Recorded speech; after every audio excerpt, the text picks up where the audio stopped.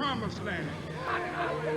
I may not get there with you, but I want you to know tonight that we as a people will get to the promised land. On America's Talking in Depth, we're assessing the state of the civil rights movement on this Martin Luther King Day holiday. If you'd like to join us on Prodigy right now, jump to chat, go to the America's Talking area, and today's secret password is contract. Later on, we'll be taking your comments on the Republican contract with America.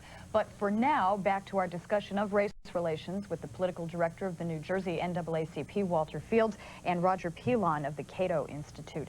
Now, we again saw one of the famous speeches made by Dr. King. You wonder if he would be speaking out today on things like Prop 187 and some of the movements going on now to say we don't need affirmative action anymore. I think he definitely would. I think what people forget about Dr. King is we focus so much attention on the early years of Dr. King. We don't look at what he was doing in the last couple of years of his life. Dr. King was outspoken against the Vietnam War.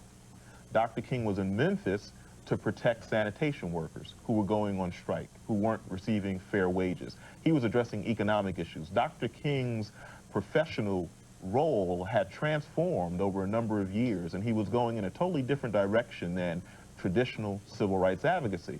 And he took a lot of heat for that. Many people turned on Dr. King in the final couple of years. Some of his closest friends called him a traitor to the civil rights movement because they saw him as moving away from this issue of civil rights for African Americans to a more global agenda. You know, when you go to protect garbage workers, you're talking about white garbage workers as well as black garbage workers. You're talking about economic issues. So I think that Dr. King would be speaking out on a number of issues if he were alive today. Let's hear from Stephanie in Florida. Stephanie.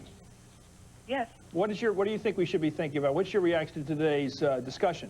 I think that NAACP as the representation for black people should be considering more of getting our people off of the systems such as welfare and the affirmative action to go on, because Dr. King was there too for the working people. He wasn't there to put us as a handicap, to keep us in bondage, to help us stop us from growing. Hey, Stephanie, let me ask you a tough question. Suppose there's a boardroom somewhere, or there's a personnel office at some major corporation, Coca-Cola, Pepsi-Cola, you name it, any company. I'm not naming names.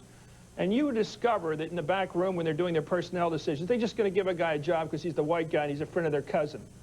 What should the state or the government do in those cases? What should be the role of the government when there's a flagrant case of racial prejudice going on and denying a black person a shot at a job because they're not white? What should the government's role be? This is the fundamental question.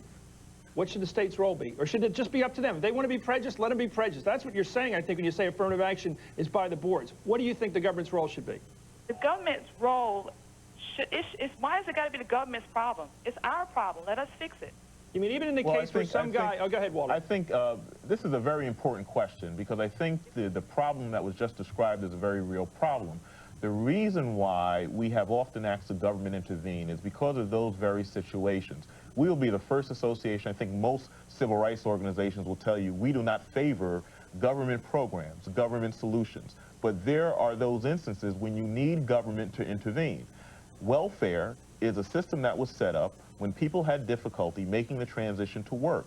The problem is that because there hasn't been job generation in this nation, many people are stuck on welfare. I would dare say that most young women who are on welfare, black and white, would like to work, would like to have meaningful employment.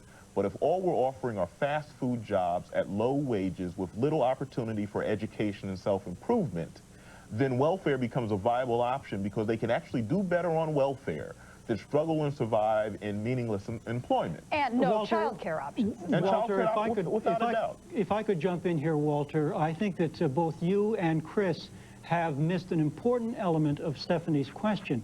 She was asking, why does the NCAA need to be involved in these kinds of issues? Because the basic issues are much deeper. They are economic, as you say, Walter.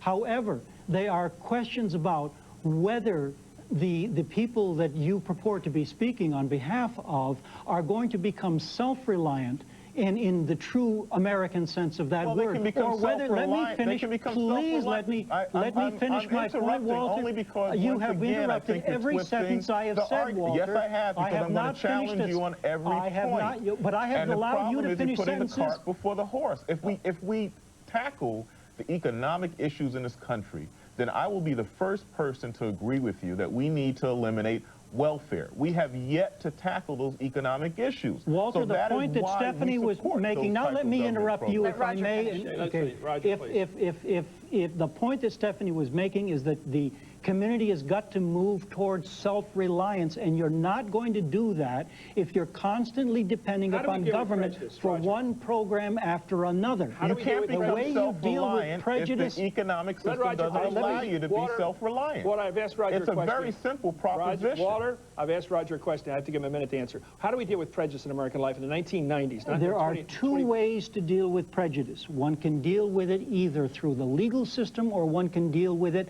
by letting people work these solutions out on their own. We have tried for 30 years, first with anti-discrimination, but that very quickly in the late 60s and early 70s turned into forms of affirmative action. And today we have race relations, as Walter said, at an all-time low because everybody suspects that everybody else is getting some advantage through the legal system. That's the state of affairs we have come to. We have only scratched the surface of this topic. I want to thank both of you for being here. Walter Fields of the New Jersey NAACP and Roger Pilon of the Cato Institute. We'll have more on civil rights live from Santa Fe, New Mexico when we return. Don't go away.